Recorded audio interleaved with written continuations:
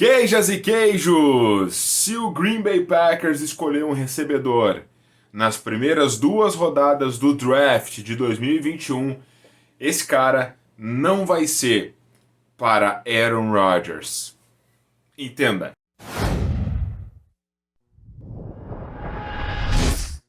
Queijas e queijos, bem-vindos todos ao grande show. Este é mais um Cheese Stories e eu sou o Matheus Cabezudo. Muito obrigado por você estar aqui. Se inscreva no canal, deixe o seu like, o seu comentário. Concorda? Discorda? Vamos debater sobre o Green Bay Packers. Deixe aí os seus comentários, like, se inscrevam. E não se esqueçam, hein, dia 29 de abril, live do draft. Nós vamos transmitir ao vivo o draft da NFL. Quer participar dessa brincadeira com a gente? Vai ser muito da hora. Sorteio de jersey, camiseta. Vai ter cupom de desconto exclusivo na Sweet Up Sports também, nossa parceira. Não esqueça, dia 29 de abril estaremos aqui fazendo a nossa live do draft. Bote na agenda. Os melhores wide receivers que o Packers tem em performance de notas do Pro Football Focus desde 2006. Tá? Em ordem: Davante Adams, 2020, Jordy Nelson, 2014 e 2011, e Davante Adams em 2018. Bom, o Packers trabalha a evolução dos seus jogadores no draft. Então, o Packers não é um time que pega jogadores do draft para sanar necessariamente as suas principais necessidades. Ou tenta pegar um jogador que é uma necessidade do time, mas que tem um teto de evolução. O Packers é um time que gosta de trabalhar os jogadores do draft ao longo dos anos, gosta de trabalhar esse cara para ele dar frutos de fato daqui a 3 ou 4 anos, quando tem que renovar o seu contrato, ou quando tem que dar a opção de quinto ano se for um jogador de primeira rodada.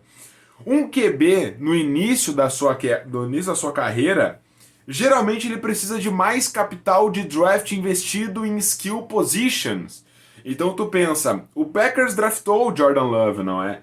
E num cunho geral a gente imagina que jogadores da posição, jogadores quarterbacks, né? Eles precisam de mais apoio de capital de draft, jogadores de grande valor de draft, porque de fato valem uma escolha de primeira rodada, nas posições de skill position para dar mais suporte ao seu QB. Então a gente pensa aí em pegar um running back de segunda rodada, um wide receiver de primeira ou de segunda rodada, um tight end de final de primeira, segunda rodada, para ajudar o quarterback. Porque quando esse jogador é mais novo, ele vai cometer erros, e esses erros de calor, ou erros de falta de experiência, acabam sendo supridos por jogadores de maior habilidade imediatamente. Então tu acaba investindo mais em capital de draft no início do draft em jogadores de skill position também. É claro que a gente não pode esquecer da linha ofensiva tão importante como o quarterback calouro e assim por diante, mas a linha ofensiva, por exemplo, e a defesa, tu já consegue trabalhar mais com veteranos na free agency, porque o quarterback calouro ele não pesa no teu salary cap. Então tu consegue pegar jogadores veteranos nessas posições fundamentais de proteção do QB, a linha ofensiva e na defesa. Então tu consegue investir mais dinheiro de free agency nessas posições e no draft investir mais nas posições de skill position para ajudar o QB com jogadores de maior habilidade. Quando um quarterback chega no seu auge, ali, depois dos seus 26, 27 anos, entendendo, né? Bom, a gente tem aqui um projeto de QB, deu certo, é um bom QB, é um QB top 10 da NFL, é um bom QB, pegamos um bom projeto.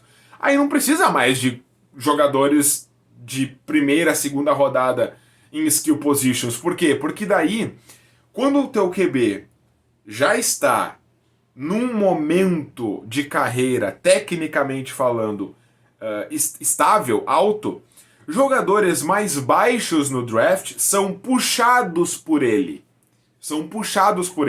Quando o QB está no início da sua carreira, ou seja, o seu nível técnico está ainda em desenvolvimento, está mais baixo, jogadores do topo do draft, ou seja, jogadores mais preparados tecnicamente nas skill positions, ajudam a equilibrar um pouco essa balança. Então os jogadores melhores nesse skill position equilibram a balança com quarterbacks mais novos.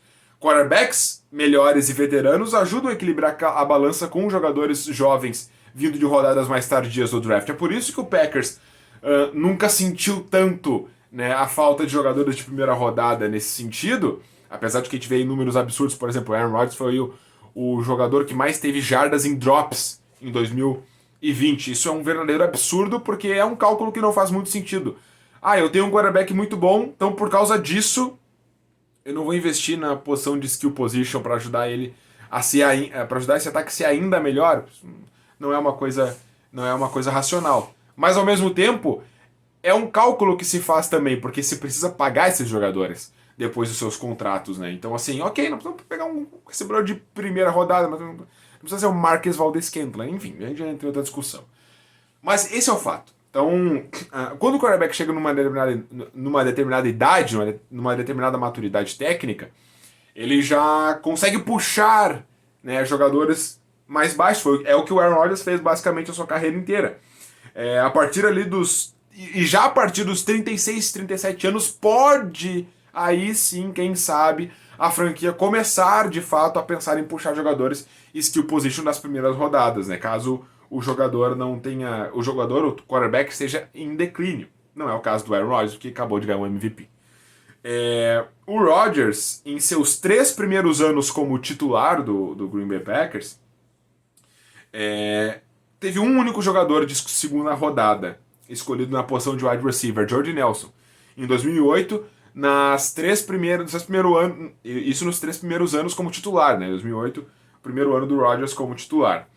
Mas ele ainda viria a ter depois, em 2011, Randall Cobb, 2014, Davante Adams, mas jogadores que viriam a precisar de um desenvolvimento, mas que um quarterback de elite consegue também puxar. E eles são jogadores de segunda rodada, ou seja, o ataque do Packers não é à toa que em 2011 e 2014 foi excepcional, porque pegaram jogadores bons de segunda rodada ali para ajudar o quarterback, mas ele não precisava necessariamente. Foi uma oportunidade que pintou ali, né? Nesse sentido.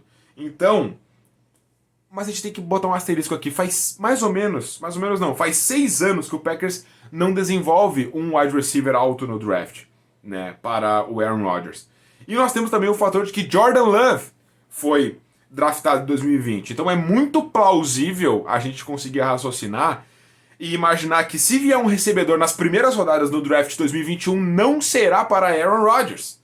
Por quê? Nós acabamos de contextualizar aqui que jogadores de skill position pegos alto no draft servem para ajudar quarterbacks mais novos na NFL.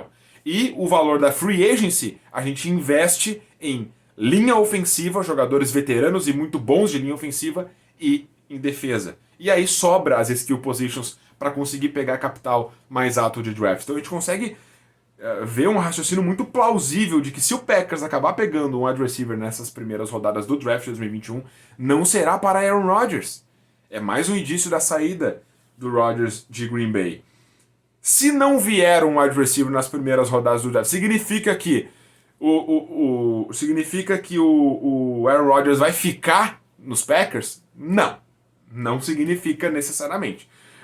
Mas se um recebedor foi escolhido nas primeiras 2 rodadas do draft, por exemplo, na seleção de jogadores de 2021, aí esse cara vai pegar bolas de Jordan Love no ano que vem.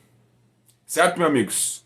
Então espero que tenham gostado do vídeo. Deixe seu like, deixe seu comentário. Concorda, discorda? Não faz sentido? Faz sentido? Deixem aí também a sua contribuição. Muito obrigado. Nos falamos no próximo Cheese Store. Valeu! Go Pack Go, claro!